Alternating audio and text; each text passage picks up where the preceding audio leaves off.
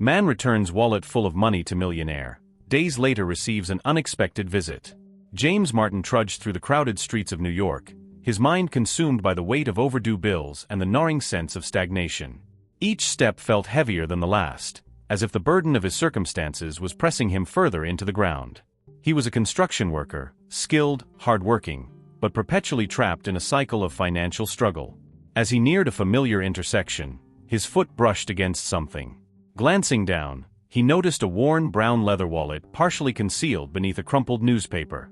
Curiosity got the better of him. He crouched and picked it up, turning it over in his hands. It was heavier than expected. When he flipped it open, his breath caught. Neatly folded $100 bills filled the main compartment, enough to wipe out his debts and then some. James stared at the money, his pulse quickening. He could feel the temptation rising like a wave, but something else caught his eye. Tucked behind the stack of bills was an ID card. The face staring back at him was clean-cut and confident. The name beneath the photo read, Edward Collins. The name struck a chord. He pulled his phone from his pocket and quickly searched online. Edward Collins, he murmured. The results confirmed his suspicion. Edward Collins wasn't just anyone. He was the CEO of a major corporation, one of the wealthiest men in the city. James stood there, wallet in hand, torn between two impulses. The cash was a godsend, a lifeline in the middle of his drowning finances. But then he thought of his reflection in the mirror, the disappointment he'd feel every morning knowing he had compromised his integrity. He made his decision. The skyscraper that housed Collins's company loomed over James as he approached. The pristine glass doors reflected his image back at him, making him feel out of place in his worn work boots and dusty jeans. He hesitated for a moment before stepping inside. The lobby was an intimidating blend of marble floors and high-tech elegance.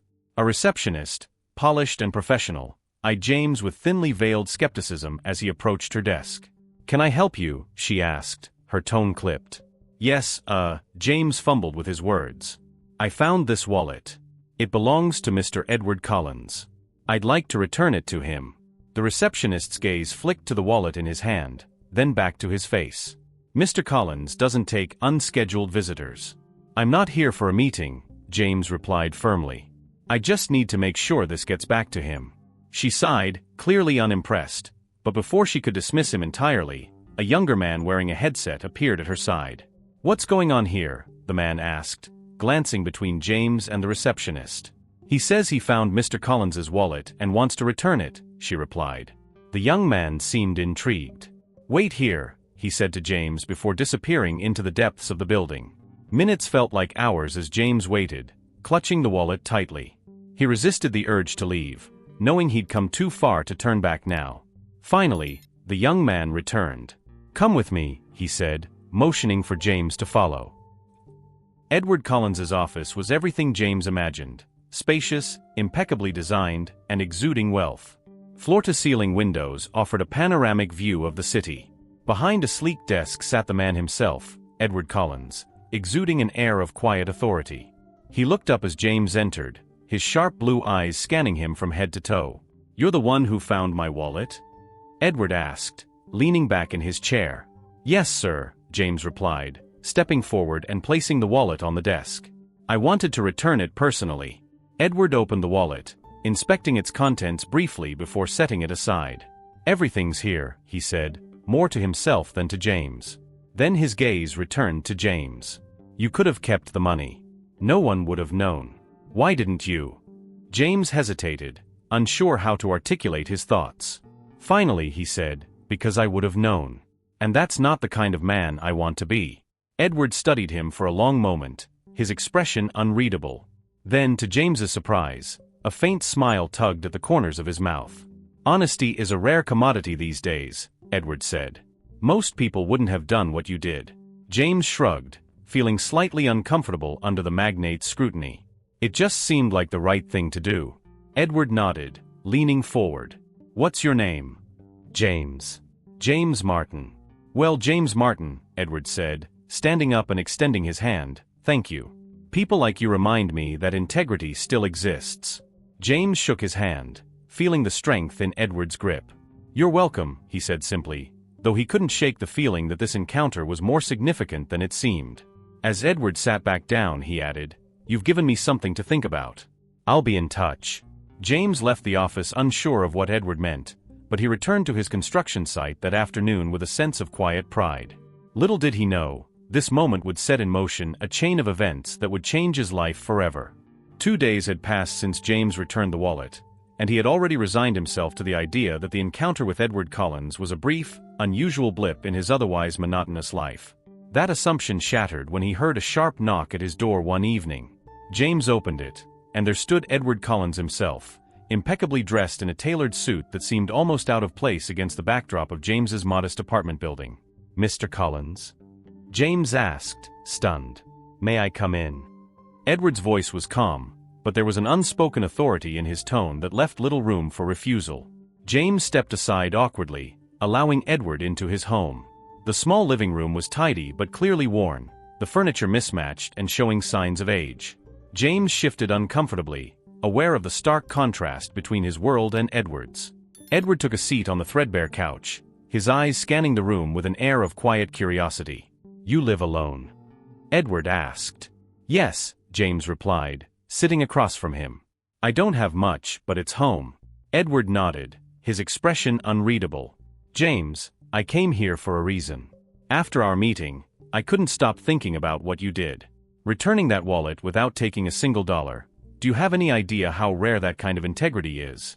James shrugged, unsure of what to say. It just felt like the right thing to do. "That's exactly why I'm here," Edward continued, leaning forward. "I want you to work for me." James blinked, convinced he had misheard. "Work for you? At your company?" "Exactly," Edward said. "I need someone like you, someone who understands real life, who has values that can't be bought. Too many people in my world forget what it means to stay grounded. You'd be a valuable addition." James hesitated, the enormity of the offer sinking in. "Mr. Collins, I'm flattered, but I'm just a construction worker. I don't know anything about running a business." Edward smiled faintly. "You don't need to. I'm not hiring you for your business expertise. I can teach you that. What I can't teach is integrity. And you've already proven you have that in abundance." James glanced around his small apartment, the weight of his financial struggles pressing down on him. The offer was tempting, but it also felt impossibly out of reach. "Why me?" he asked finally. "Because you're exactly the kind of person I want in my corner," Edward said simply. After a long pause, James nodded. "All right. I'll give it a shot." Edward stood, extending his hand. "You won't regret it." James shook his hand, feeling a mixture of apprehension and excitement. As Edward left, James couldn't help but wonder if he had just made a deal that would change his life, for better or worse. The first day at Collins's company was overwhelming. The sleek, modern office building was a far cry from the dusty construction sites James was used to. He felt out of place in his new suit, stiff and ill-fitting, as he was introduced to his co-workers. Among them was Henry Blake, the chief financial officer. Tall, polished, and exuding an air of cold efficiency, Henry greeted James with a handshake that felt more like a test of dominance. "So," Henry said, his tone laced with mock warmth, "you're the new hire Mr. Collins has been talking about. Quite the leap, going from construction to corporate life, isn't it?" James met his gaze, refusing to flinch. "It's different, but I'm ready to learn." Henry's smile didn't reach his eyes. "Good. Because you'll need to be quick. Collins doesn't bring in just anyone, and expectations here are high." The words were friendly on the surface, but the coldness in Henry's eyes made James uneasy. Later that day, during a company orientation event, James found himself standing awkwardly by the refreshment table. He was scanning the room, trying to make sense of the unfamiliar environment, when a voice interrupted his thoughts. "You're James, right?" He turned to see a woman in her early 30s with sharp eyes and an approachable smile. She extended her hand. "Sarah Thompson, project manager." "James Martin," he said, shaking her hand. "Don't let Henry get to you," Sarah said, lowering her voice slightly. "He's territorial. Likes to test new hires, especially ones he sees as a threat." "A threat?" James asked, incredulous. "Let's just say he doesn't take well to anyone getting too close to Edward," Sarah explained. "But you don't seem like the type to back down." James chuckled nervously. "I'm not sure what type I am yet." Sarah smiled. You'll figure it out. And if you need help navigating things around here, let me know. Her kindness was a welcome contrast to Henry's icy demeanor. For the first time that day, James felt a glimmer of reassurance. As the days passed, James threw himself into his work, determined to prove himself worthy of the opportunity Edward had given him. But despite his efforts, he couldn't shake the feeling that Henry was watching him, waiting for him to fail. During a team meeting, Henry made a point of questioning one of James's reports in front of the group. "This is interesting," Henry said, flipping through the pages with feigned curiosity. "But it's clear you're still adjusting to the corporate world. These numbers are not quite what we're looking for." James felt his face heat up, but before he could respond, Sarah spoke up. "Actually, Henry, I reviewed that report myself, and I think it's a solid starting point," she said firmly. Henry's eyes narrowed, but he didn't press further. After the meeting, James caught up with Sarah. "Thanks for that," he said. "Don't mention it," Sarah replied. "But be careful. Henry doesn't forget things like that." James nodded, her words confirming what he already suspected. There was more to Henry Blake than met the eye. And whatever game Henry was playing, James knew he needed to be ready. As he left the office that evening, James couldn't shake the sense that his new job was far more complicated and dangerous than he had anticipated. The weeks that followed were a relentless test of James's resolve. He threw himself into learning everything he could about his new role, determined to prove Edward's faith in him wasn't misplaced. Yet, for every step forward, it seemed there were 2 steps back. Documents James distinctly remembered completing would vanish without explanation, and errors he couldn't recall making appeared in key reports. At first, James dismissed these issues as his own inexperience. But as the pattern continued, a gnawing suspicion took root in his mind. Something, or someone, was working against him. Late one evening, James sat alone in his office, the dim light of his desk lamp casting long shadows across the room.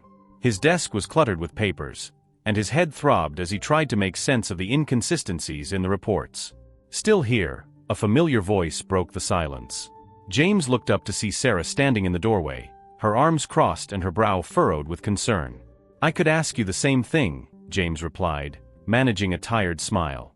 Sarah stepped inside and placed a takeaway coffee cup on his desk. "I was about to head out, but you looked like you could use this more than I do." James took the cup gratefully, but said nothing. "What's going on, James?" Sarah asked, sitting on the edge of his desk. "You've been tense lately. More than usual." He hesitated, debating whether to share what had been bothering him. Finally, he exhaled deeply and leaned back in his chair. "Something's not right, Sarah," he admitted. "Reports I've worked on keep disappearing. Numbers I know I double-checked are coming back wrong. It's like someone's trying to make me look incompetent." Sarah's expression darkened. "Do you have any idea who?" James rubbed his temples. "It's just a feeling, but Henry. He's had it out for me since the day I started. Henry." Sarah's voice dropped into a whisper, as if even speaking his name too loudly might summon him. "That actually makes sense." James raised an eyebrow. "You're not surprised?" Sarah shook her head. "Henry doesn't like competition, especially not anyone who gets close to Edward. And you've caught Edward's attention in a big way. Henry sees you as a threat." James frowned. "But why would he go to these lengths? Sabotage? It feels extreme." "It's not extreme for Henry," Sarah said bitterly. "He's done worse to people before. The only difference is that most of his targets don't fight back." James leaned forward, his determination hardening. "Well, I'm not most people." The next day, James and Sarah began working quietly to piece together what was happening. They combed through past reports and emails, looking for patterns or evidence that might connect Henry to the missing documents and fabricated errors. It wasn't long before they found something unusual: several financial discrepancies in records Henry had signed off on. "This doesn't add up," Sarah said, pointing to a spreadsheet on James's computer. James peered at the screen. "These numbers have been altered. Look, here's the original file from last month. The totals don't match." Sarah nodded, her face tight with concentration. "And the changes conveniently make a certain department look over budget. If Edward sees this, he'll think the whole team is failing." "Let me guess," James said, scrolling further down. "That department is under me." Sarah's silence was confirmation enough. Over the next week, The pieces began to fall into place. James and Sarah discovered a trail of altered documents, misfiled reports, and suspicious email chains, all of which pointed back to Henry. But the most damning evidence came when Sarah stumbled upon a set of encrypted files during a late-night dive into the company's shared drive. "What is this?" Sarah murmured, her eyes narrowing as she clicked on the folder. James, sitting beside her, leaned closer. "Password protected. Can we get in?" Sarah smirked. "Watch and learn." With a few keystrokes, she bypassed the encryption, revealing a trove of documents that painted a shocking picture. Henry had been embezzling company funds for years. The altered reports weren't just about sabotaging James. They were a smokescreen to cover Henry's theft. "This is big," James said, his voice low and steady. "Big doesn't even begin to cover it," Sarah replied. "If Edward finds out about this." "He needs to," James interrupted. "But we can't just walk into his office with accusations. We need to be thorough. Bulletproof." Sarah nodded. "Agreed. We'll gather everything we can. When we go to Edward, there won't be any room for doubt." The weight of their discovery hung heavily over both of them in the days that followed. James couldn't shake the feeling that Henry might already suspect something. He noticed Henry watching him more intently during meetings, his sharp eyes scanning James's every move. One evening, as James was leaving the office, he found himself face to face with Henry in the parking garage. "Martin," Henry said, his voice smooth but laced with menace. James paused, his instincts on high alert. "Henry." Henry stepped closer, his polished shoes clicking against the concrete. "You've been busy lately. Working late, digging through files. I hope you're not overstepping." "I'm just doing my job," James replied evenly. "Good," Henry said, his smile thin and cold. "Because in this business, people who don't know their place don't last long." James stood his ground, meeting Henry's gaze without flinching. "Is that a warning?" "Consider it friendly advice," Henry said, his tone as sharp as a blade. Then, without another word, he turned and walked away, his footsteps echoing in the empty garage. When James returned to his desk, he found Sarah waiting for him. "Everything okay?" she asked, noticing his tense expression.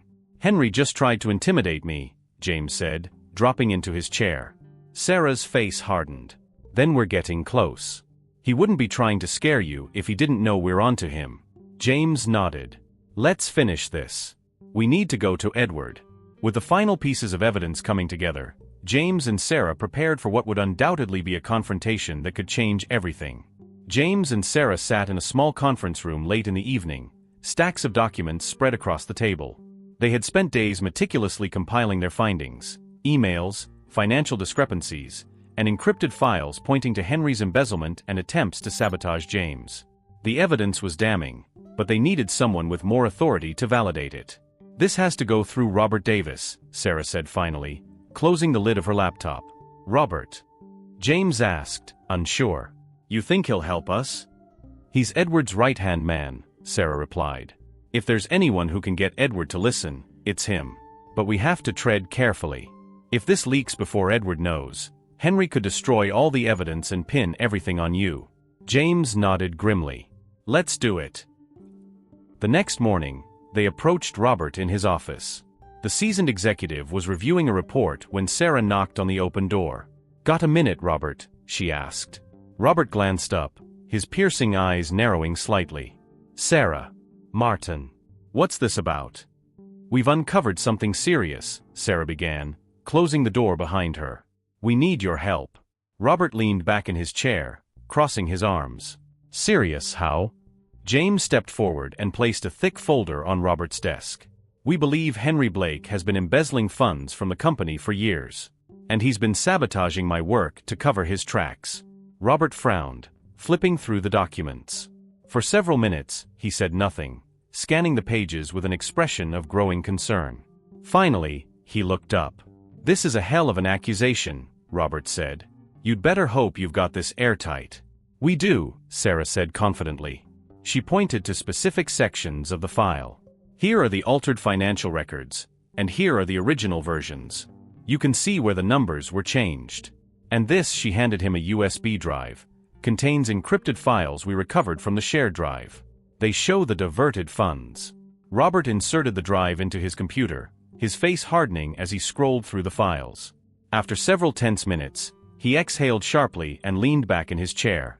"This is bad," he admitted. "If this gets out, it could destroy the company's reputation." "That's why we need to bring this to Edward immediately," Sarah said. Robert rubbed his temple, clearly conflicted. "We have to be smart about this.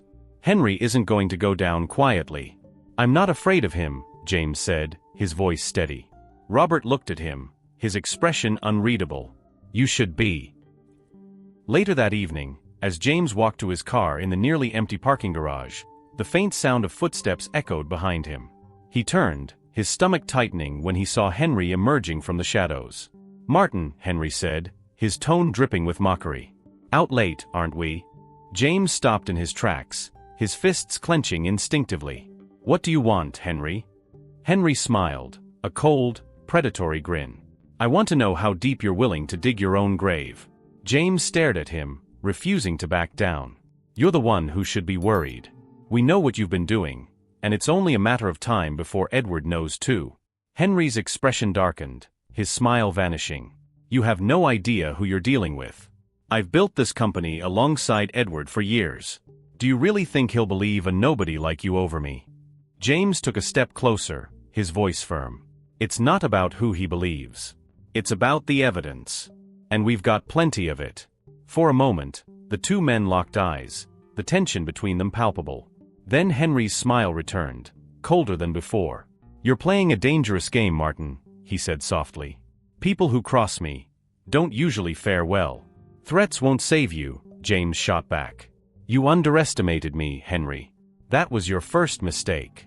And it's going to cost you everything." Henry studied him for a moment longer before chuckling softly and walking away.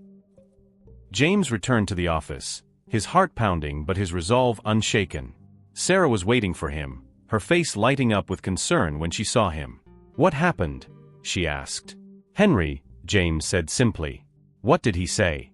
"Enough to know he's scared," James replied. "But he's not going to back down. If anything, he's going to come at us harder." Sarah frowned. "Then we don't have time to waste. We need to bring this to Edward first thing tomorrow." James nodded. "Let's finish this." With Robert on their side and the evidence in hand, James and Sarah prepared for the confrontation that would determine not only their futures but the fate of the company itself. The tension was palpable as James, Sarah, and Robert entered Edward's expansive office. The room, with its towering bookshelves and a commanding view of the city, felt more intimidating than ever. Edward sat behind his desk, his expression unreadable as he gestured for them to take seats across from him. "Robert said this was urgent," Edward began, his sharp eyes scanning the trio. "What's going on?" James took a deep breath, feeling the weight of the moment. "Sir, we've uncovered something serious. It concerns Henry." Edward's brow furrowed slightly, but he didn't interrupt. James handed over the neatly compiled folder of evidence. "These documents show that Henry has been embezzling company funds for years. He's been covering his tracks by altering financial records and sabotaging other employees, myself included." Edward opened the folder, his eyes quickly skimming the pages. Sarah leaned forward, her voice steady as she added, "We cross-referenced everything multiple times. The discrepancies match Henry's login activity, and we found encrypted files he tried to hide on the shared drive. It's all there." Edward's face remained impassive as he turned each page, but the tension in the room thickened with each second of silence. Suddenly, the door swung open. Henry Blake strode in, his presence commanding, as if he owned the room. "Edward, I need a moment," Henry began, his voice clipped. But his confident demeanor faltered when he saw the trio seated in front of Edward. His gaze lingered on the folder in Edward's hands. "What's this?" Henry asked, forcing a smile that didn't reach his eyes.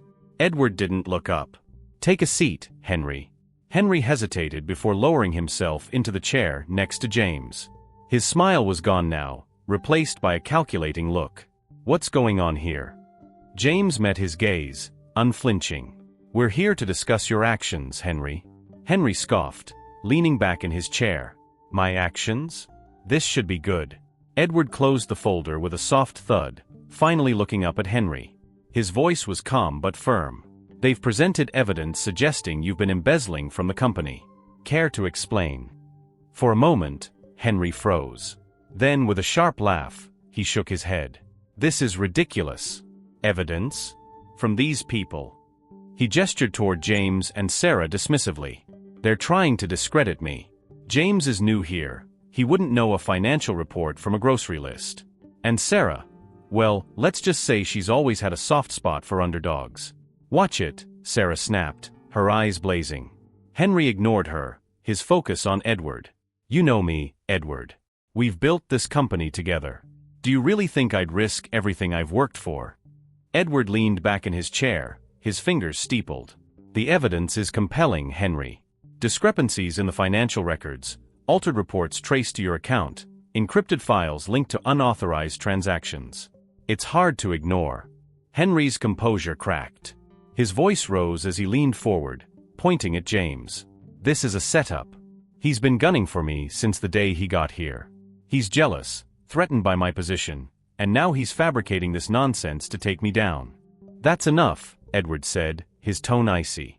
Henry fell silent, his face flushed with anger. James spoke calmly, refusing to be rattled. No one's fabricating anything. We followed the trail, and it led straight to you.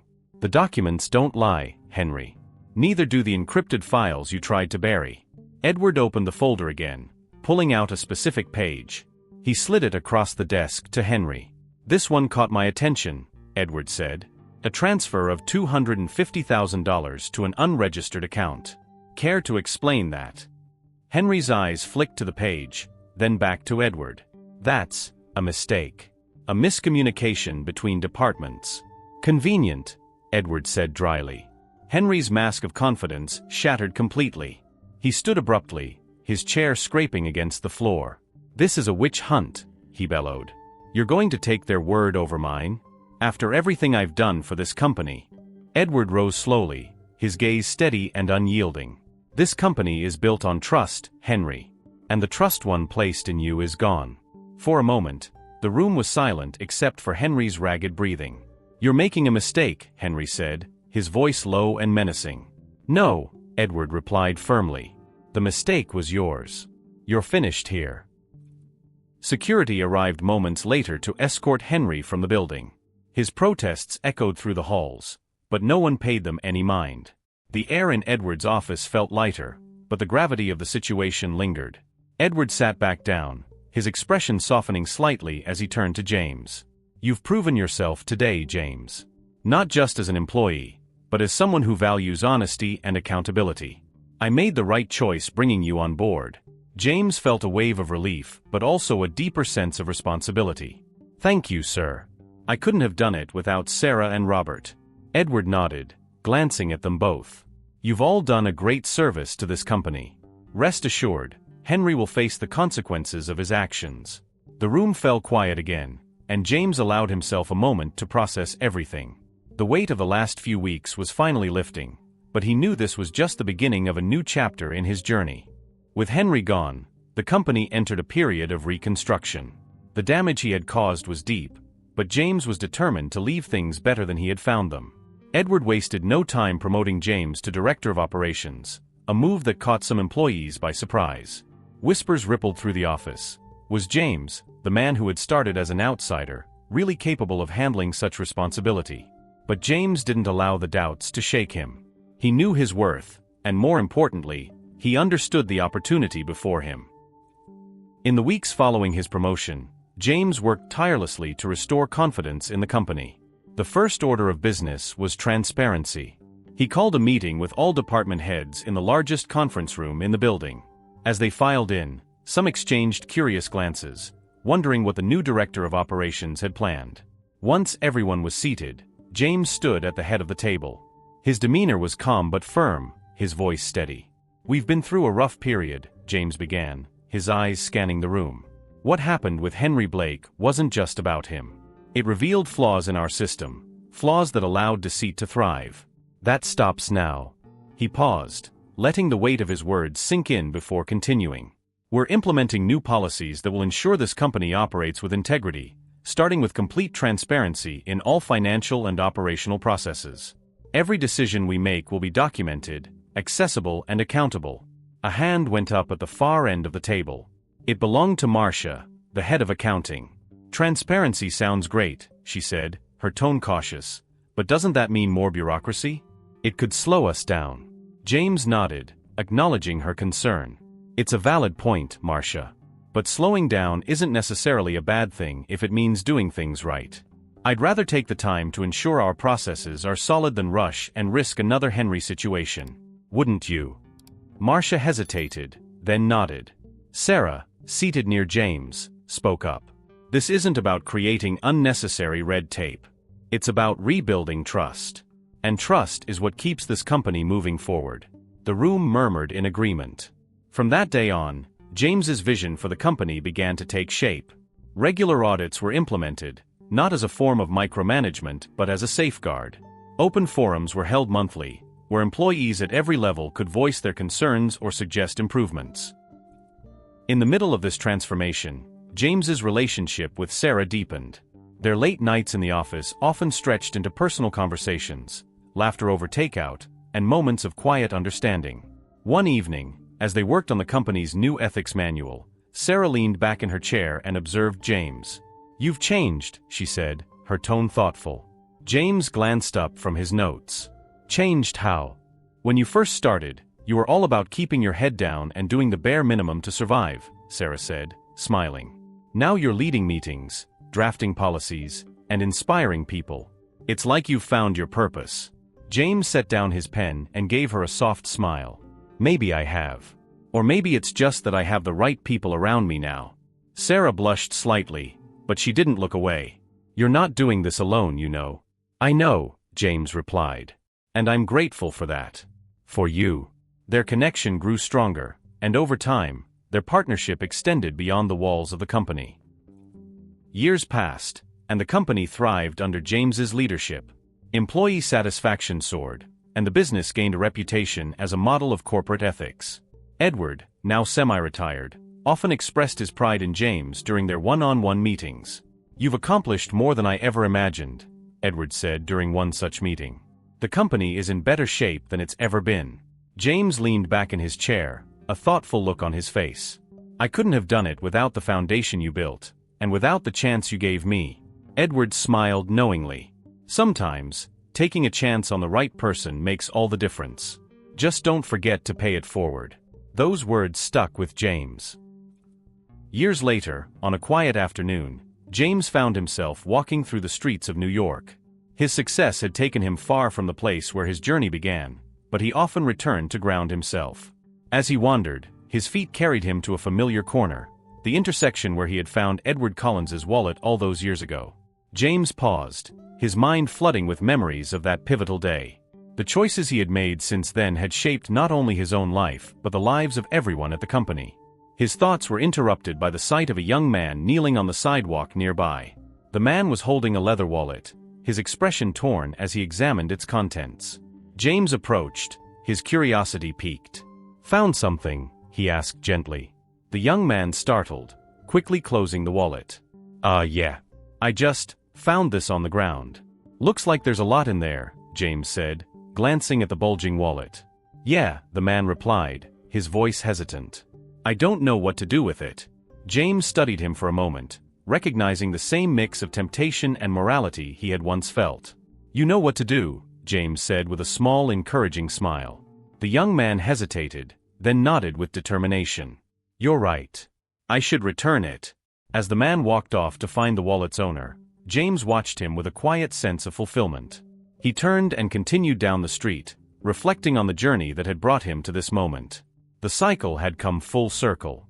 A single act of integrity had sparked a chain of events that transformed lives, not just his own, but those of countless others. James knew his story was far from over, but this chapter had reached its perfect conclusion. It wasn't the opportunities he had found or the success he had achieved that defined him.